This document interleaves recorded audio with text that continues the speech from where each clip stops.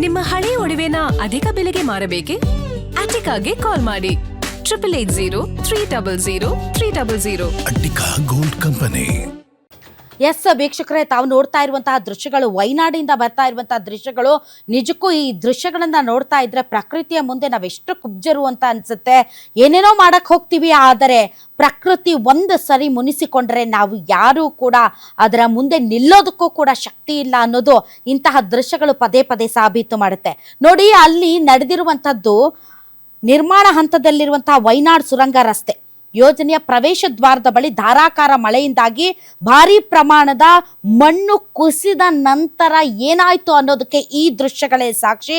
ಯಾಕೆ ಅಂತಂದ್ರೆ, ಕೋಯಿಕೋಡನ್ನ ವಯನಾಡ್ಗೆ ಸಂಪರ್ಕಿಸುವ ನಿರ್ಮಾಣ ಹಂತದಲ್ಲಿರುವಂತಹ ವಯನಾಡ್ ಸುರಂಗ ರಸ್ತೆ, ಈ ಒಂದು ಪ್ರಾಜೆಕ್ಟ್ ಏನ್ ನಡೀತಾ ಇತ್ತು ಅದರ ಪ್ರವೇಶ ದ್ವಾರದ ಬಳಿ ಧಾರಾಕಾರ ಮಳೆಯಿಂದ ಉಂಟಾದಂತಹ ಭಾರಿ ಪ್ರಮಾಣದ ಮಣ್ಣು ಕುಸಿತ ಎಷ್ಟು ದೊಡ್ಡ ಪ್ರಮಾಣದಲ್ಲಿ ಆಗಿದೆ ಅಂತಂದರೆ, ಅಲ್ಲಿ ಏನು ಟ್ಯಾಂಕರ್ ಬಂದು ನಿಂತಿದೆಯಲ್ಲ ಅದು ಸುಮಾರು 100 ಮೀಟರ್ ದೂರದಲ್ಲಿರುವಂಥದ್ದು. ಎಲ್ಲೋ 100 ಮೀಟರ್ ಅಥವಾ 150 ಮೀಟರ್ ಆಚೆಗೆ ಇರುವಂತಹ ಯಾವುದೋ ಒಂದು CCTV ಫುಟೇಜ್ ಅಂತ ಅನ್ಸುತ್ತೆ. ಸೊ ಈ CCTV ಫುಟೇಜ್ ಅಲ್ಲಿ ಆ ಒಂದು ಮಣ್ಣು ಕುಸಿತದ ಭೀಕರತೆ ಯಾವ ರೀತಿ ಇತ್ತು, ಆ ಫೋರ್ಸ್ ಯಾವ ರೀತಿ ಇತ್ತು ಅನ್ನೋದನ್ನ ನಾವು ಇಲ್ಲಿ ಗಮನಿಸಬಹುದು. ಯಾಕೆ ಅಂತಂದ್ರೆ, ದೊಡ್ಡ ಪ್ರಮಾಣದ ಆ ಮಣ್ಣಿನ ಪರ್ವತ ಕುಸಿತಾ ಇದ್ದ ಹಾಗೆ ಆ ಒಂದು ಪ್ರವೇಶ ದ್ವಾರದ ಬಳಿ ಏನು ಪ್ರಾಜೆಕ್ಟ್ ನಡೀತಾ ಇತ್ತು ಅಲ್ಲಿ ಇದ್ದಂತ ಒಂದು ಡೀಸೆಲ್ ಟ್ಯಾಂಕರ್ ಅಂತ ಅನ್ಸುತ್ತೆ.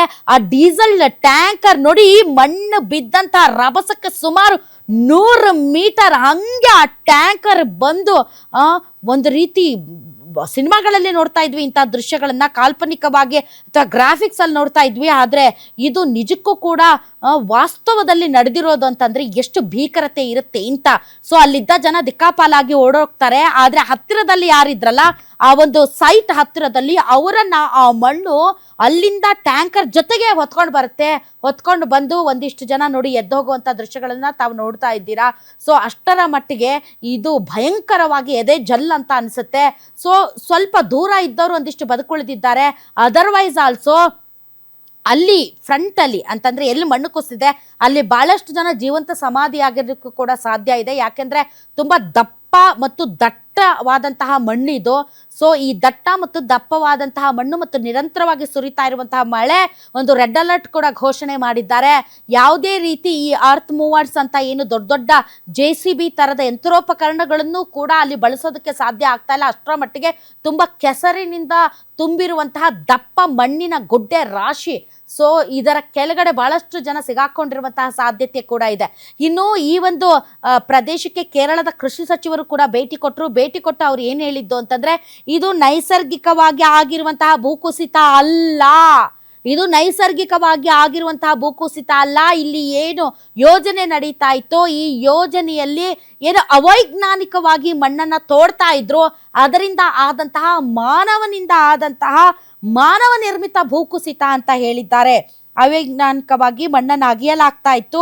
ಹಾಗಾಗಿ ಈ ಅವೈಜ್ಞಾನಿಕವಾದಂತಹ ಮಣ್ಣನ್ನ ಅಗೆದಿರುವುದರಿಂದಾಗಿಯೇ ಈ ಒಂದು ಮಾನವ ನಿರ್ಮಿತ ಭೂಕುಸಿತ ಆಗಿದೆ. ಕೊಂಕಣ ನಿರ್ಮಾಣದ ಅಧಿಕಾರಿಗಳು ಅಗೆದ ಮಣ್ಣು ಮತ್ತು ಆ ಮಣ್ಣನ್ನ ಅವೈಜ್ಞಾನಿಕವಾಗಿ ಸುರಿದಿರುವುದರಿಂದ ಈ ಘಟನೆ ಸಂಭವಿಸಿದೆ. ಮಾನವ ನಿರ್ಮಿತ ಭೂಕುಸಿತ ಇದು. ಹವಾಮಾನ ವೈಪರೀತ್ಯದಿಂದಾಗಿ ಸೋಮವಾರದಿಂದಲೇ ಈ ಒಂದು ಸುರಂಗ ಮಾರ್ಗದ ನಿರ್ಮಾಣವನ್ನು ಸ್ಥಗಿತಗೊಳಿಸಲಾಗಿತ್ತು. ಪಾಪ ಕಾರ್ಮಿಕರೆಲ್ಲ ಅಲ್ಲಲ್ಲೇ ಶೆಡ್ ಹಾಕೊಂಡಿದ್ರಂತಪ್ಪ. ಸೊ ನಿನ್ನೆನೆ ಈ ಒಂದು ಕೆಲಸವನ್ನ ನಿಲ್ಲಿಸಲಾಗಿತ್ತು. ಯಾಕಂದ್ರೆ ಭಾರಿ ಪ್ರಮಾಣದ ಮಳೆ ಆಗ್ತಾ ಇತ್ತು. ಈ ಮಣ್ಣನ್ನ ಅವರು ಅಗಿತಾ ಇದ್ರು ಮತ್ತು ಮಣ್ಣನ್ನ ಗೊಡ್ಡೆ ಹಾಕ್ತಾ ಇದ್ರು. ಇದರಿಂದ ಏನಾದ್ರೂ ತೊಂದರೆ ಆಗ್ಬೋದು ಅನ್ನೋ ಕಾರಣಕ್ಕೆ ನಿನ್ನೆನೆ ಈ ಒಂದು ಪ್ರಾಜೆಕ್ಟ್ ನಲ್ಲಿ ಕೆಲಸ ನಿಲ್ಲಿಸಲಾಗಿತ್ತು. ಆದರೂ ಕೂಡ ಇವ್ರೇನು ಅವೈಜ್ಞಾನಿಕವಾಗಿ ಮಣ್ಣನ್ನು ಗುಡ್ಡೆ ಹಾಕಿದಾರಲ್ಲ, ಆ ಒಂದು ಅವೈಜ್ಞಾನಿಕವಾದಂತಹ ಯೋಜನೆಯಿಂದಾಗಿ ಈ ರೀತಿಯಾದಂತಹ ಮಾನವ ನಿರ್ಮಿತ ಭೂಕುಸಿತ ಆಗಿದೆ ಅಂತ ಅಲ್ಲಿ ಸಚಿವರು ಹೇಳ್ತಾ ಇದ್ದಾರೆ. ಅದು ಮಾನವ ನಿರ್ಮಿತನೋ ಅಥವಾ ನೈಸರ್ಗಿಕನೋ, ಡೆಫಿನೆಟ್ಲಿ ಇವತ್ತು ಅಲ್ಲಿ ಏನು ಪ್ರಾಣವನ್ನ ಕಳ್ಕೊಳ್ತಾ ಇದ್ದಾರೆ ಅವರ ಪರಿಸ್ಥಿತಿ ಹೇಳಕ್ಕಾಗಲ್ಲ. ಅವಶೇಷಗಳ ಅಡಿಯಲ್ಲಿ ಇನ್ನೂ ಬಹಳಷ್ಟು ಜನ ಸಿಲುಕಿ ಹಾಕಿಕೊಂಡಿರುವಂತಹ ಸಾಧ್ಯತೆ ಇದೆ.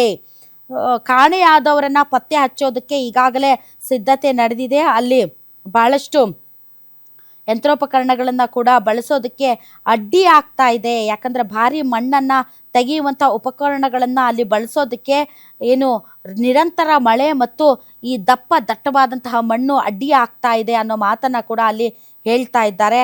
ಇನ್ನು ಏನು ಈ ಒಂದು ಪೀಡಿತ ಪ್ರದೇಶದ ಆಜುಬಾಜಿನಲ್ಲಿ ಮನೆ ಇತ್ತು ಅವರೆಲ್ಲರನ್ನ ಕೂಡ ಸ್ಥಳಾಂತರಿಸಲಾಗಿದೆ. ಆದರೂ ಈ ಒಂದು ದುರ್ಘಟನೆ ಇದೆಯಲ್ಲ, ಈ ದುರ್ಘಟನೆಯ ದೃಶ್ಯಗಳಂತೂ ಒಂಥರ ಭಯಾನಕವಾಗಿದೆ ಮತ್ತು ಭೀಕರವಾಗಿದೆ. ಜನ ನೋಡಿ ದಿಕ್ಕಾಪಾಲಾಗಿ ಓಡೋಗ್ತಾ ಇದ್ದಾರೆ. ಅಲ್ಲಿ ಯಾವುದೋ ಸಣ್ಣ ವಾಹನಗಳನ್ನು ಕೂಡ ಹಿಂದಕ್ಕೆ ತೆಗೆದುಕೊಂಡು ಹೋಗ್ತಾ ಇದ್ದಾರೆ. ಓ ಮೈ ಗಾಡ್, ನೋಡಿ ಜಸ್ಟ್ ಮಿಸ್ ಆ ಮನುಷ್ಯ, ಜಸ್ಟ್ ಮಿಸ್. ಅಷ್ಟು ದೊಡ್ಡ ಲಾರಿ ಆ ಮಣ್ಣಿನ ಒಂದು ರಭಸಕ್ಕೆ 100 ಮೀಟರ್ ಹಂಗೆ ಕೊಚ್ಕೊಂಡು ಬರುತ್ತೆ. ಆ ಮಣ್ಣಿನ ಜೊತೆಗೆ ಕೊಚ್ಕೊಂಡು ಬಂದು ಭಾಳಷ್ಟು ಜನ ನೋಡಿ ಅಲ್ಲಿ ಎಷ್ಟು ಜನ ಸಿಗಾಕ್ಕೊಂಡಿದ್ದಾರೋ ಗೊತ್ತಿಲ್ಲ. ಯಾಕೆ ಅಂತಂದರೆ ನಮಗೆ ಕಾಣ್ತಾ ಇರೋದು 100 ಮೀಟ್ರ್ ಆಚೆಗಿನ ದೃಶ್ಯಗಳು. ಬಟ್ ಅಲ್ಲೇನು ಹತ್ತಿರದಲ್ಲೇ ಮಣ್ಣು ಕುಸಿತ ಆಗಿತ್ತು, ಅಲ್ಲಿ ಎಷ್ಟು ಜನ ಇದ್ದರು, ಅಕ್ಕಪಕ್ಕ ಎಷ್ಟು ಜನ ವಾಸ ಮಾಡ್ತಾ ಇದ್ರು, ಇದೆಲ್ಲದರ ಅಕೌಂಟಬಿಲಿಟಿ ಈಗ ಸಿಗಬೇಕಾಗಿದೆ.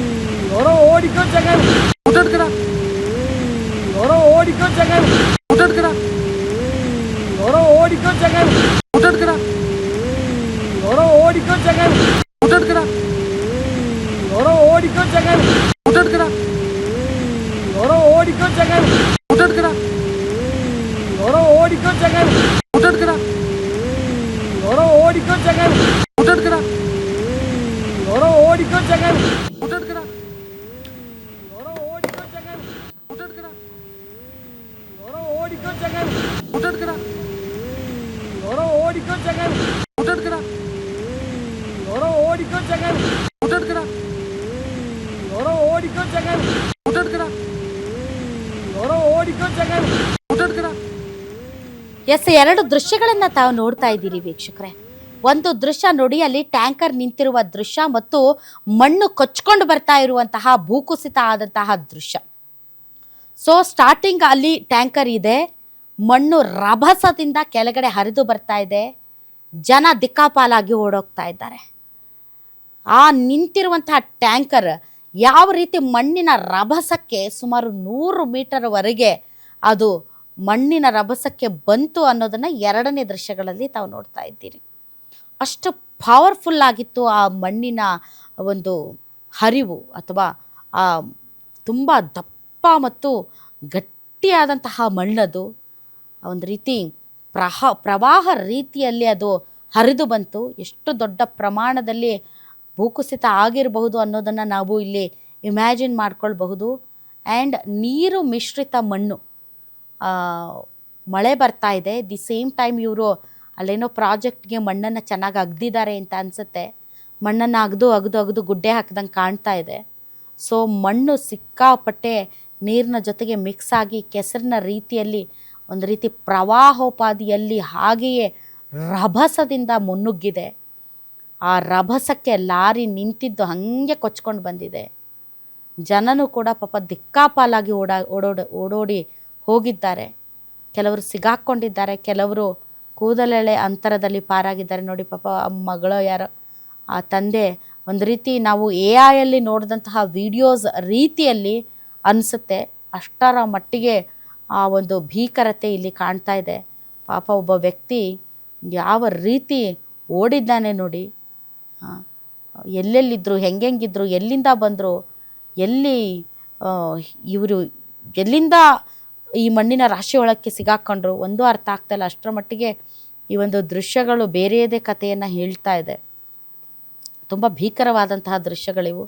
ಪಾಪ ಅದೆಷ್ಟು ಜನ ಈ ಪ್ರಾಜೆಕ್ಟಲ್ಲಿ ಕೆಲಸ ಮಾಡೋದಕ್ಕೆ, ಲೋಕಲ್ಸ್ ಸ್ವಲ್ಪ ಜನ ಇರ್ತಾರೆ, ಲೋಕಲೈಟ್ಸ್, ಅದರ್ವೈಸ್ ಆಲ್ಸೋ ಕೆಲಸ ಮಾಡೋದಕ್ಕೆ ಅಂತಲೇ ಬಂದಿರ್ತಾರೆ ಕಾರ್ಮಿಕರು.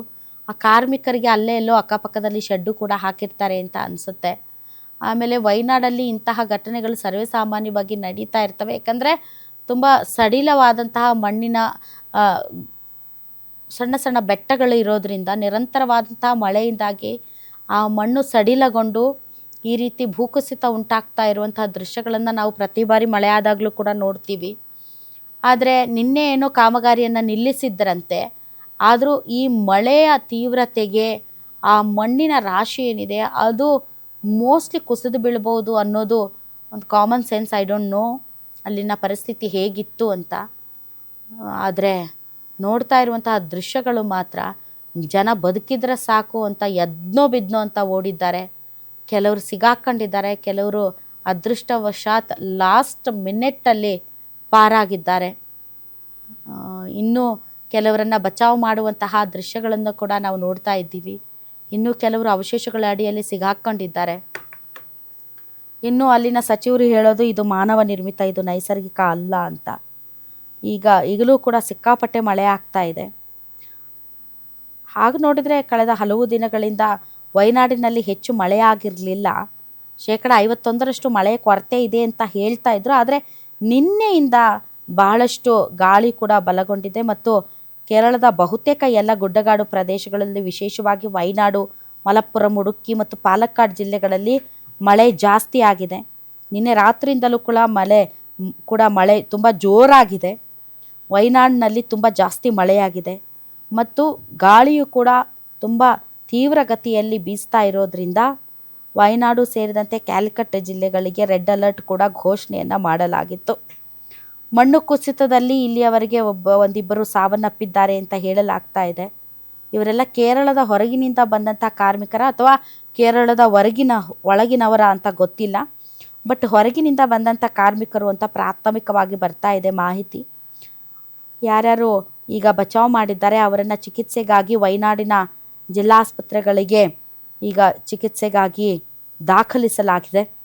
ಘಟನೆಯಲ್ಲಿ ಸ್ಥಳೀಯ ಜನರು ಕೂಡ ನೋಡಿ ದಿಕ್ಕಾಪಾಲಾಗಿ ಓಡ್ತಿರುವಂಥ ದೃಶ್ಯಗಳಿವೆ.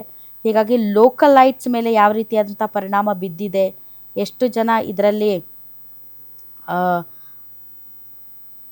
ಬಲಿಯಾಗಿದ್ದಾರೆ ಅನ್ನೋದ್ರ ಬಗ್ಗೆ ಇನ್ನಷ್ಟೇ ಮಾಹಿತಿ ಕೂಡ ಬರಬೇಕಾಗಿದೆ. ಬಟ್ ಡೆಫಿನೆಟ್ಲಿ ಈ ಒಂದು ದೃಶ್ಯಗಳನ್ನು ನೋಡ್ತಾ ಇದ್ದರೆ ದೊಡ್ಡ ಪ್ರಮಾಣದ ಪ್ರಮಾದ ಆಗಿದೆ ಅನ್ನೋದು ಕೂಡ ಗೊತ್ತಾಗುತ್ತೆ.